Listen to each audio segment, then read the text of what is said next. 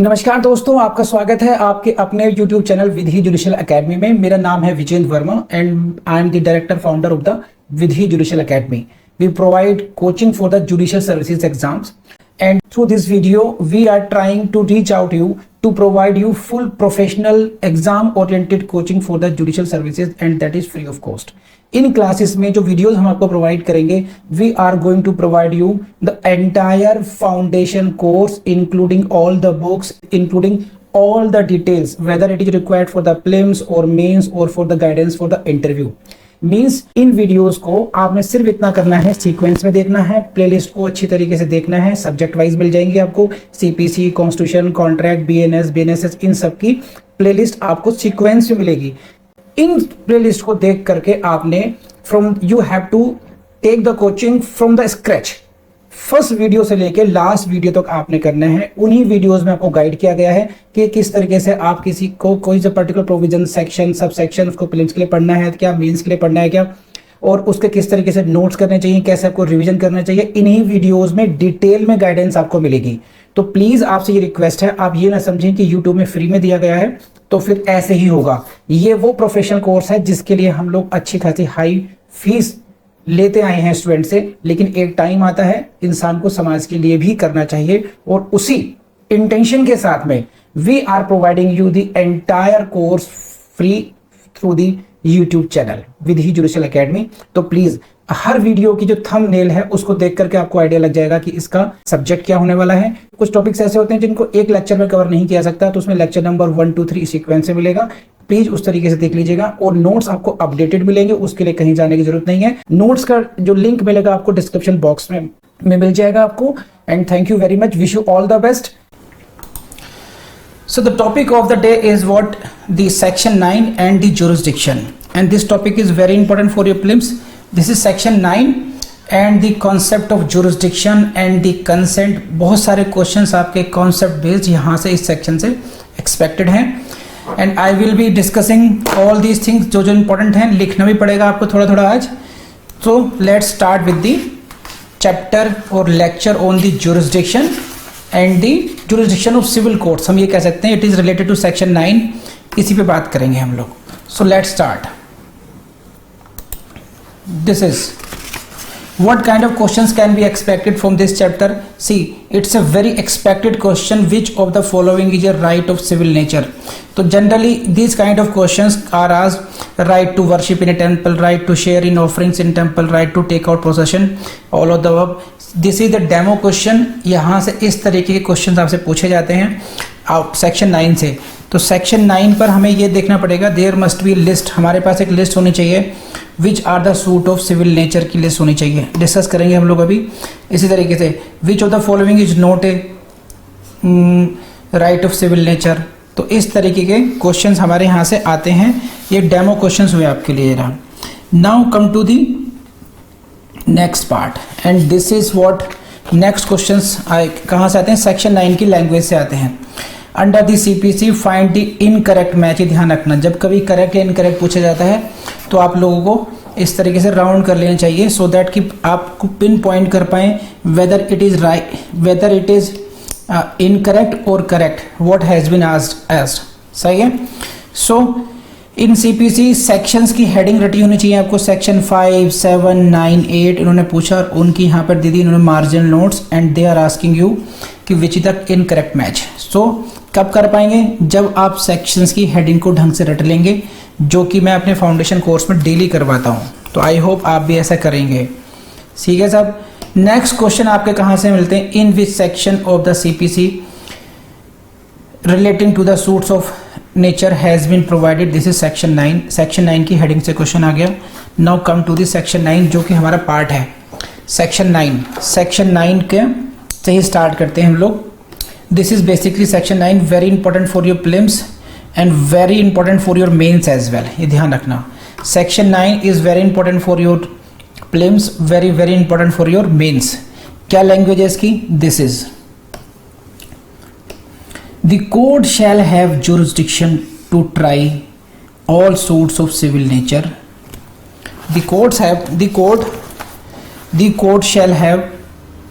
shall have subject to the provisions herein contained, jurisdiction to try the suits of all suits of civil nature excepting suits of which their cognizance is expressly or impliedly barred. This is the direct language. तो यहाँ पर ये दो शब्द हैं यहाँ पर jurisdiction, एक तो jurisdiction है, इसका मीनिंग हम लोग समझ लेते हैं पहले कि what do you mean by the jurisdiction. jurisdiction का मीनिंग क्या होता है? बेसिकली jurisdiction का मीनिंग होता है authority to decide. तो राइट नाउ सेक्शन 9 यहाँ से स्टार्ट करते हैं हम लोग. Section 9 deals with the what the jurisdiction of civil court. jurisdiction का मतलब क्या होता है कि एक केस को डिसाइड करने की authority to decide whether this court has the jurisdiction to decide the court or not. This is a bigger question. Entire CPC में this is the most important question कि whether you are approaching to the right court or not. आप किसी court को approach कर रहे हैं whether that court has the authority to decide that court or not. ये important question है because अगर वैसा नहीं है तो then there will be consequences. That plaint may be returned, एक बात हो सकती है. The decree passed may be a nullity as well if the decree has been passed without jurisdiction. So there may be so many consequences, unwanted consequences rather. इसलिए ये जानना जरूरी है कि jurisdiction सामने वाली कोर्ट को है भी या नहीं है. तो पहली बात आपकी हुई कि jurisdiction का मीनिंग क्या होता है. jurisdiction का मीनिंग होता है authority to decide, यानी कि किसी भी केस को, किसी भी वाद को, उसको डिसाइड करने की, उसको निर्णीत करने का अधिकार भी कोर्ट को है या नहीं है, उसको हम टेक्निकली बोलते हैं jurisdiction. तो ये तो बात हुई मीनिंग से. यहाँ से क्वेश्चन कुछ नहीं आएगा लेकिन आपकी अंडरस्टैंडिंग होनी चाहिए. सेकंड क्वेश्चन कहाँ से आ सकता है कि इसके टाइप्स पे से आ जाता है कि जो निम्नलिखित टाइप्स हैं jurisdiction के, उनके मीनिंग से क्वेश्चन आ जाता है. बहुत बेसिक क्वेश्चन है. आई एक्सपेक्ट कि आपको आता होगा लेकिन फिर मैं टच करूंगा उसको सो दैट जिस चीज को नहीं भी आता है तो वो सुन ले एक बार को. ठीक है साहब. दिस इज jurisdiction के लिए. तो jurisdiction का मीनिंग तो आप समझ गए हैं. बेसिकली दिस इज पावर और authority of the court to hear and determine a cause, to adjudicate and exercise any judicial power. तो छोट इसको इतना टेक्निकली नहीं याद करके आप लोग इतना भी याद कर लेंगे. This is authority to decide. ठीक है. Now there in that case whenever you will discuss the concept of jurisdiction, you should keep in mind three kinds of jurisdiction. Number one, with respect to the subject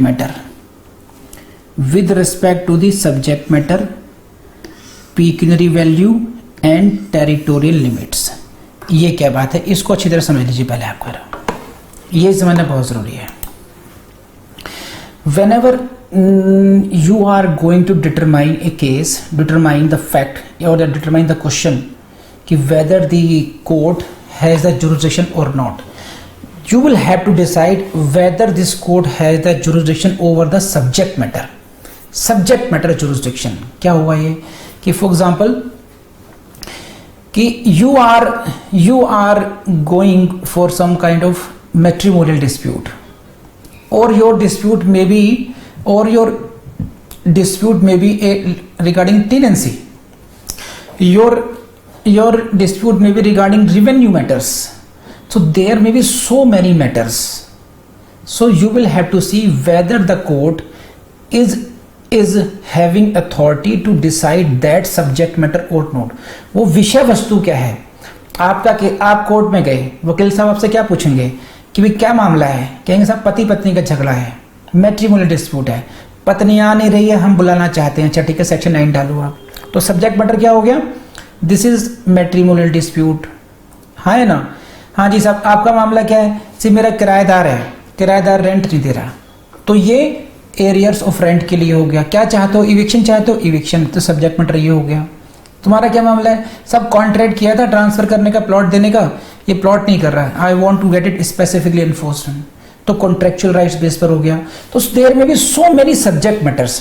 जो litigation है उसकी विषय वस्तु कई प्रकार की हो सकती है, तो उसे कहते हैं जुरिस्डिक्शन ओवर सब्जेक्ट मैटर.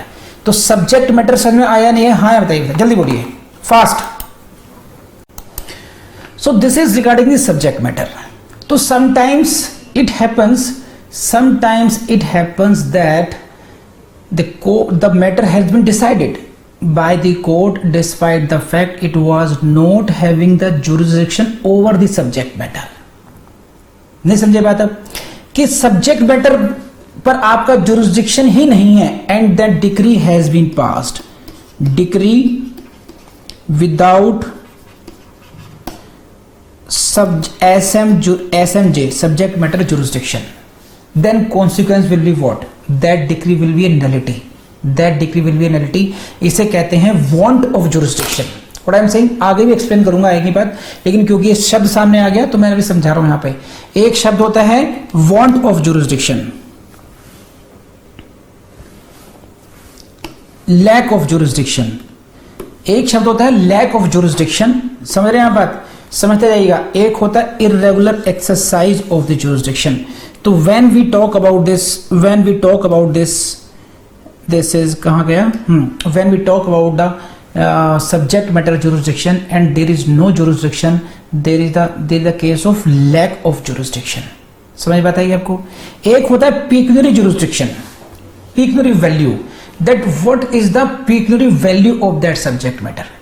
तो सब्जेक्ट मैटर क्या है? प्रॉपर्टी डिस्प्यूट है, इमूवेबल प्रॉपर्टी का डिस्प्यूट है। And now what is the value of that immovable property, whether it is of up to 10 lakh, up to 20 lakh, up to 2 crore. Accordingly you will have to file the suit in the different courts, because section 15 आप पढ़ेंगे या पढ़ा भी होगा आप लोगों ने। 15 CPC क्या कहता है कि जो लोएस्ट ग्रेड की कोर्ट है उसमें आप सूट फाइल करेंगे। एंड तीसरा है टेरिटोरियल लिमिट्स, यानी कि जो लोकल टेरिटरी है, जो क्षेत्र है उसके हिसाब से। तो बेसिकली आपको जो जुरिसडिक्शन 3 प्रकार के हो गए आपको। एक हुआ सब्जेक्ट मैटर जुरिसडिक्शन, देख रहे हैं? हाँ, एक हुआ पिक्यूनरी जुरिसडिक्शन और एक हुआ TJ, territorial jurisdiction. Every court must have 3 kinds of jurisdiction. Basically, it must have the subject matter jurisdiction, it must have the pecuniary jurisdiction, it must have the territorial jurisdiction. Only then you can say that this court had the jurisdiction to decide that case. हाँ या ना? तो this is the meaning and the यहाँ तक जो different kind of jurisdiction है, ये आपको समझ में आए या नहीं आए? जल्दी बताइए, so that I may proceed. ये समझ में आएगा तो आगे की कहानी समझ में आएगी। It's not easy topic. One of the most complicated topics, section 9, 10 and 11 है। So these are the different kinds of jurisdictions: civil court, civil jurisdiction, criminal jurisdiction.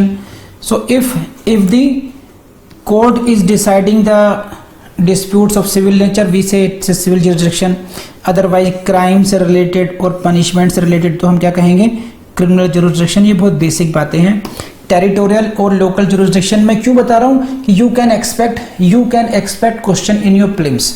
तो टेरिटोरियल जुरिसडिक्शन का मतलब क्या होता है? इसको हम टेरिटोरियल जुरिसडिक्शन बोलते हैं, और we also say it local jurisdiction. Territorial jurisdiction और local jurisdiction, every code has its own local और टेरिटोरियल जुरिसडिक्शन, और you can say geographical limits, भौगोलिक जो सीमाएं हैं।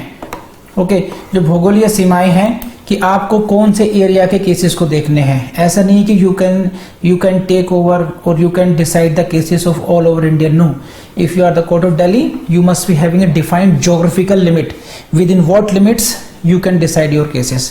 सो दिस इज द टेरिटोरियल और local jurisdiction. Next is what?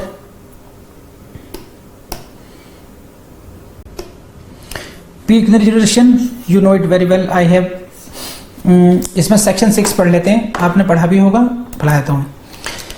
That a court will have jurisdiction only over those suits the amount or value of subject matter of which does not exceed the pecuniary limits of its jurisdiction। ये section 6 कहता है।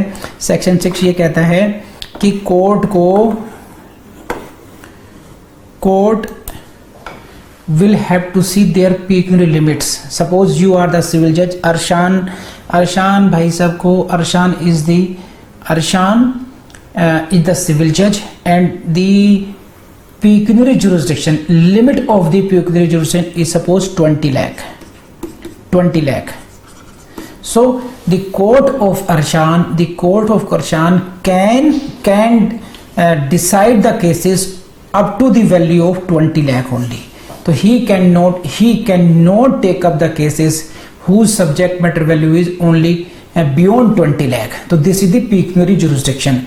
Meaning से question पूछते हैं आपको, what in pecuniary jurisdiction का मतलब क्या है, टेरिटोरियल का क्या मतलब है, सब्जेक्ट का क्या है. Sometimes such kind of questions are asked. So basic questions है बट होना चाहिए. तो देयर में be some kind of limited jurisdiction as well. Some courts may have limited jurisdiction and some court may have unlimited. Some courts have unlimited pecuniary jurisdictions. High court, समझे, sometimes district courts. तो it depends state to state. High court, district court. हाँ जी, अब आ जाइए. जैसे यहाँ से question आता है प्रेसिडेंसी स्मॉल कॉजेस कोर्ट का जुरिडिक्शन ओनली 1000 रुपीज का. ये प्रीलिम्स से क्वेश्चन बनता है आपसे.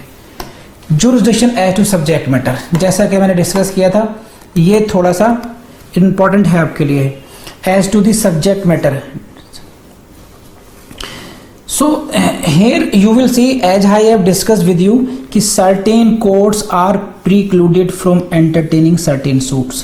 कुछ कोर्ट्स को कुछ प्रकार के सूट्स को लेने से मना कर दिया कि no, you will not take up the cases of certain kinds. For example, this is the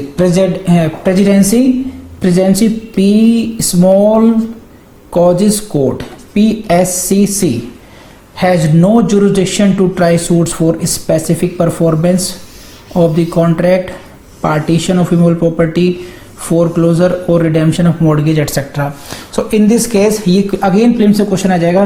selectively पढ़ा रहा हूँ आप लोगों को कि जो PSC है ना, इस SCC कह लीजिए, स्मॉल कॉजेस कोर्ट है प्रेसिडेंसी की, इनको कौन कौन से सूट्स को जुरिडिक्शन नहीं है ट्राई करने का, स्पेसिफिक परफॉर्मेंस का नहीं है होता है, पार्टीशन ऑफ इमूवेबल प्रॉपर्टी का नहीं है, मॉर्गेज के रिडेम्पशन या फोरक्लोजर का नहीं है.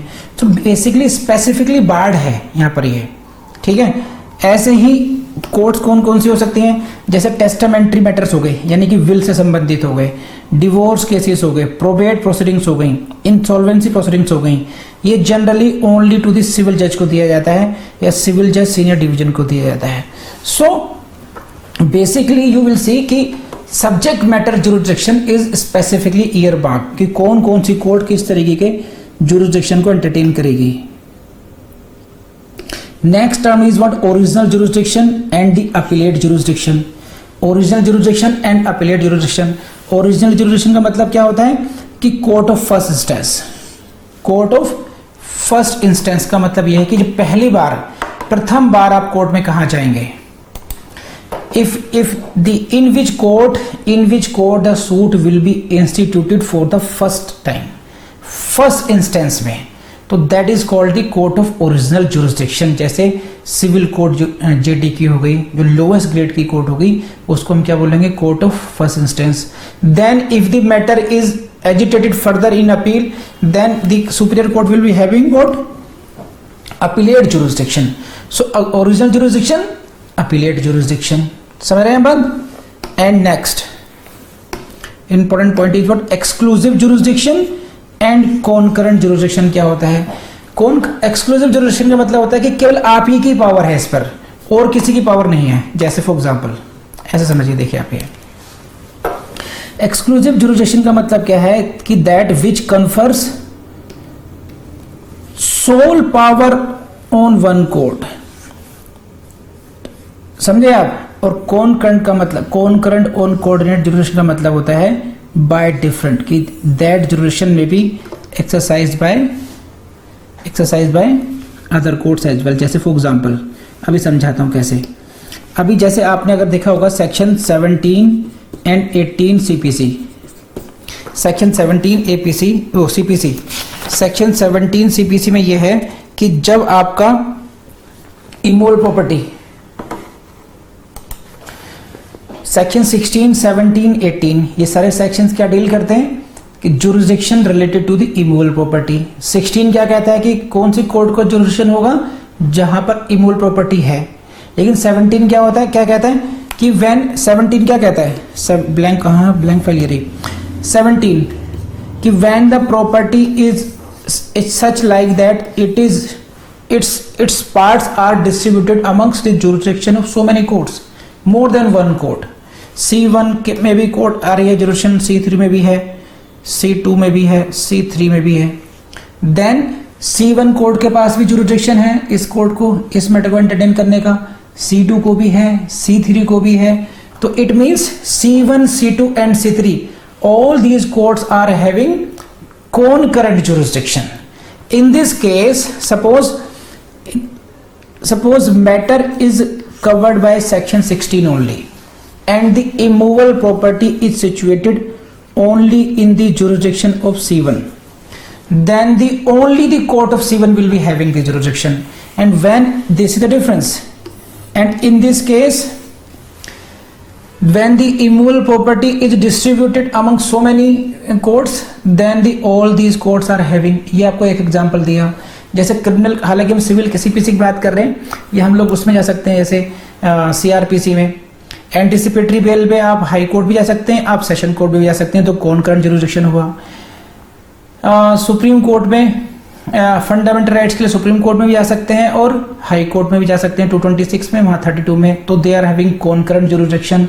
कॉनकरेंट जुरिडिक्शन का मतलब यह है कि किसी मैटर पर जब दो या दो से अधिक कोर्ट्स उसको एंटरटेन कर सकती हैं, तो हम ये कहते हैं टेक्निकली कि they have the concurrent jurisdiction. And when the court has the exclusive jurisdiction, it means no other court can entertain this suit, only this court can entertain. तो this is the meaning of exclusive jurisdiction and concurrent jurisdiction. ये बात समझ में आई नहीं आई? जल्दी बताइए. यहाँ तक बातें बहुत छोटी छोटी हैं लेकिन टच करनी है मुझे, एंड आई बिलीव आपके लिए यूजफुल होंगी ये कहीं ना कहीं. है हिंदी में डिमांड आ गई है ना. पुष्पा मैडम के, मैं नहीं जानता मैरिड है नहीं मैरिड है, लेकिन वी अज्यूम की शी इज अनमैरिड, है ना. पुष्पा मैडम के लिए पुष्पा मैडम का रिश्ता आया, है ना. लड़के वालों ने सब काम देख लिए, सारे बातें हो गई, अभी बात चल रही है कि भाई फाइनल डिसीजन कौन लेगा, कि साहब वो तो पुष्पा के फादर को ही वही बात है सारा. He is the sole decision making authority, यानी कि he is having exclusive jurisdiction to decide upon the matters relating to the marriage of Pushpalata. इसे कहते हैं एक्सक्लूसिव. किसी एक्सक्लूसिव मतलब no other than only he. When the court is having the jurisdiction exclusively, it means no other court is having jurisdiction to try that court. बात समझ में पुष्पलता है नहीं बताइए? ठीक है पुष्पा मैडम. एक तो ये बात आ गई कि only sole power on one court, एक ही कोर्ट के पास पावर है वो, तो ये हुआ एक्सक्लूसिव जुरिडिक्शन. दूसरा हुआ कॉनकरेंट, मतलब कि भाई नहीं ये तो कोई सा भाई डिसाइड कर लेगा. पहले भाई से पूछ लो तो उसकी हाँ में मिला देंगे, दूसरे भाई से पूछ लो उसकी हाँ मिला देंगे. इनके यहाँ के घर की कुछ सेटिंग ऐसी है, सब लोग बड़े समझदार लोग हैं, कोई सा भाई भी डिसाइड कर सकता है इस बारे में. तो छोटा भाई भी डिसाइड कर सकता है, बड़ा भाई भी डिसाइड कर सकता है, मंझला भाई भी डिसाइड कर सकता है, पिताजी भी डिसाइड कर सकते हैं, यानी कि इस मैटर पर कोई भी डिसीजन ले सकता है. इसका मतलब क्या हुआ? All these brothers and father are having concurrent jurisdiction of this subject matter. किसी की बात बताइए, समझाइए, उसने हाँ कर दी तो हाँ कर दी, बात खत्म हो गई. तो ये हुआ कॉनकरेंट और एक्सक्लूसिव. अब आया पुष्पा मैडम, आया ना, ये बताइए. सो कोर्ट्स का भी ऐसा ही है. अगर बहुत सारी कोर्ट्स हैं, आपके पास ये अपॉर्चुनिटी हो कि आपका जो केस है वो C1 कोर्ट भी सुन सकती है, C2 भी सुन सकती है, या C3 कोर्ट भी सुन सकती है, तो हम ये कहेंगे कि C1, C2, C3 these courts are having concurrent jurisdiction to decide the matter. और अगर सिचुएशन ये हो कि only C8 court can decide the matter, then we will say that C8 is having exclusive jurisdiction over the subject matter. तो this is the meaning of exclusive and concurrent jurisdiction. जी बोलिए, अब ये समझ में आया? This is all about exclusive and concurrent jurisdiction. यहां से इस स्लाइड से क्वेश्चन मिलेगा आपको. Legal and equitable jurisdiction. Basically यहां पर हम लोग इंग्लैंड से प्रोसेस को लेकर आते हैं, फॉलो किया हम लोगों ने. Legal jurisdiction is a jurisdiction exercised by common law courts in England. And equitable jurisdiction का मतलब था वहां की इक्विटी कोर्ट से। क्या मतलब हुआ इस बात पे? आम भाषा में समझिए और हिंदी में समझिए, है ना।